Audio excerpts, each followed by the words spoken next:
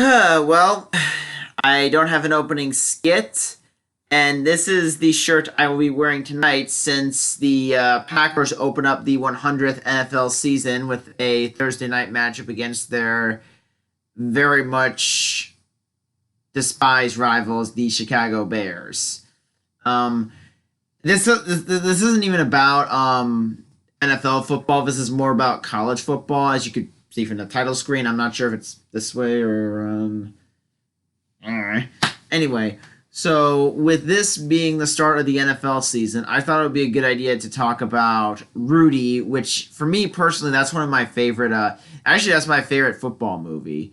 Um, I will review the movie and then sort of explain a little bit why I personally see it as my favorite.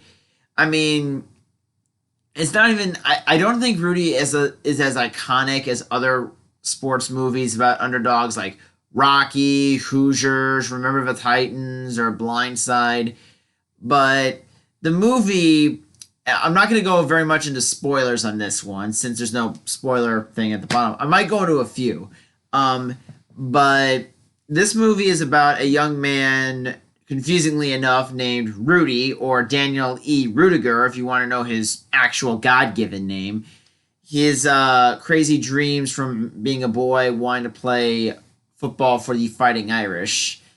And Rudy does find success as a high school football player, but is unable to go to college. So he works in the steel mill, but after a horrifying accident, it just sparks him to go off to Notre Dame and try to make this dream happen.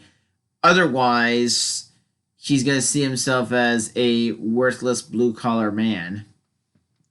And the one thing I really want to say about this movie, the great thing about it is that even if, okay, this is a sports movie, but if you took the football element out of the movie, it would still be a very inspirational film about a guy who wants to do good by himself and his family, wants to turn his life around, and is willing to go to hell and back repeatedly just to get it done. That's a very inspirational movie. If it was more like Stand and Deliver than a football film, it really would have worked. It would have been like a well, it would have been like Stand and Deliver. I don't know why I was thinking Dead Poet Society, but it would have been like Stand and Deliver if it was focused on one white guy instead of a bunch of Hispanic and Latino kids.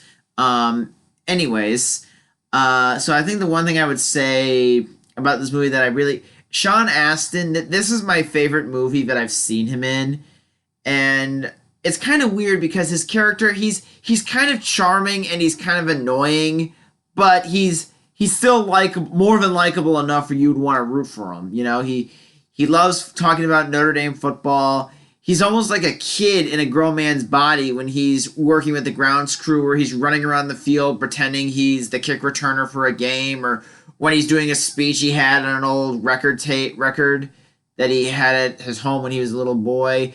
So a lot of scenes right there where you just really warmed to the character.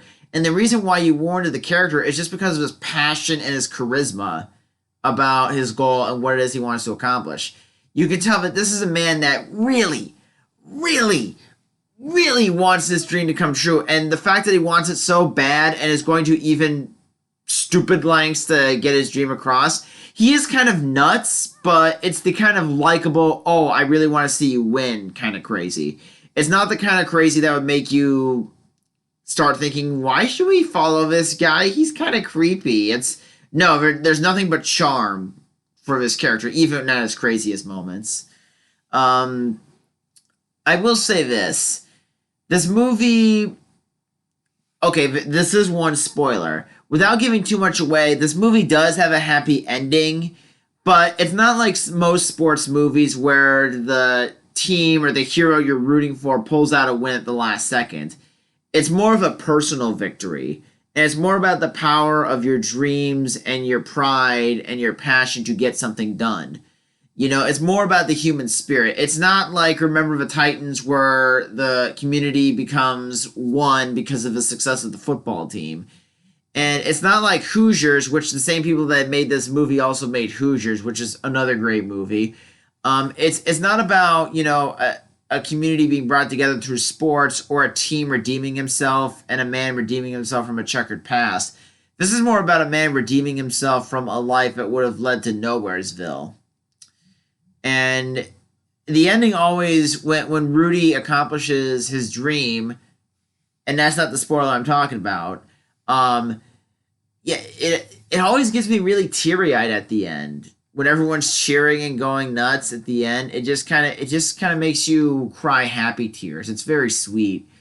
Um, my major complaint with the movie, and sadly it's a big one, is the way they portray Dan Devine. And in the movie, spoilers, in the movie, I'm just going to put that spoiler caption right there. I'm saying too much. Anyway, so in the movie, the head coach, played by Jason Miller, Ara Parsegian, agrees to let Rudy dress for one game to prove that he's actually a member of the team. But he quits. The movie doesn't explain why. And Dan Devine from the Green Bay Packers comes in. Now, Devine, when he was hearing about the script, he's like, okay, you can have me as a semi villain in this case for the movie to have dramatic tension, but the way they villainize and vilify this guy is beyond forgiveness in a way. Because in the movie, they portray him as this asshole who doesn't want Rudy to play because all he cares about is winning and not a promise to a hardworking player. Because that's the thing about Rudy. He's not a great football player, but he puts a lot of effort into it that you can't help but take him seriously. So, and in real life, Devine actually came up with the idea to let Rudy dress and even sent him in on that last play. But during the senior game, Devine does not let Rudy play, even though the team's up 17-3 and it's like seconds left. There's no way they're up 24-3, and he won't let this backup go in, even though there's no chance at losing. And Devine saw the movie and was very offended. There's also one really iconic scene from the movie where all the players go in to put their jerseys on Devine's desk to protest Rudy's rejection from making the dress list. And that never happened. I mean, that does sound like something cool that would have happened for a unique story, but it didn't happen. And even Dan Devine, Dan Devine said, if anyone did that in real life, I would have kicked them off the team. And Joe Montana, who you would later know as the 49ers quarterback, I think he was like a freshman at the time. He said, look, I was there. The jersey thing never happened. It didn't. And Montana actually said that and confirmed that. And I believe it was a 2005 interview with ESPN when they were doing a poll of top 20 some sports movies. So, I mean, I understand making Devine the villain to, again, as I said, to add dramatic tension, but I think they went a little too far with making him an evil character. I mean, I get why they're doing it, but I think they kind of abused the privilege of vilifying Devine a little too much. And just for the record, Dan Devine was the coach of the Green Bay Packers before he went to Notre Dame, so that they got that right. There's actually a few things in this movie that they leave out, like Rudy being in the Navy for a while before doing the steel mill. The fact that Rudy was actually, I mean, they got the idea that he was a short, skinny guy for the movie, but in the film, he looked more like John Belushi, to be honest. And fittingly enough, this movie takes place in the early to mid 70s, where Belushi was kind of in his prime. But that's some weird little random tidbit. So all in all, I think the movie is great. I think they went too far with trying to make it dramatic near the end, but it's still a very inspirational movie, and I really love it because Rudy reminds me a lot of myself, at least the way they portray him in the film. This guy who's really passionate, really crazy about what he wants to do, but at the same time, his ambitions are kind of blindsided by his naivete, and so he's kind of clueless in a way about how to make his dream happen. But he has enough people that are willing to help him and support him throughout his journey, and I can really relate to that. And I remember at the end of my Pop Warner days in California, I actually got carried off the field myself.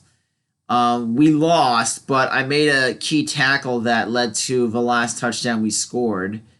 So I ended up getting carried off the field, and I remember right after that happened, I actually watched Rudy that night. I mean, that's a whole other story for another time. But I'm probably not going to tell that unless my channel gets popular enough where people would care about that story. But for now, I'm just going to do my reviews, maybe a few other videos, and my guitar covers. So yeah, it's Rudy is a great movie. It's highly underrated. I would highly recommend, even if you're not a sports person, I would still recommend you watch it just for the idea of a man turning his life around. Because that alone is worth the price of admission, regardless of it being a sports movie. So that's all I'm going to say. And I'm not going to do a guitar cover on Monday, but next Wednesday I will be doing Michael Jackson's Heal the World to commemorate the 18th anniversary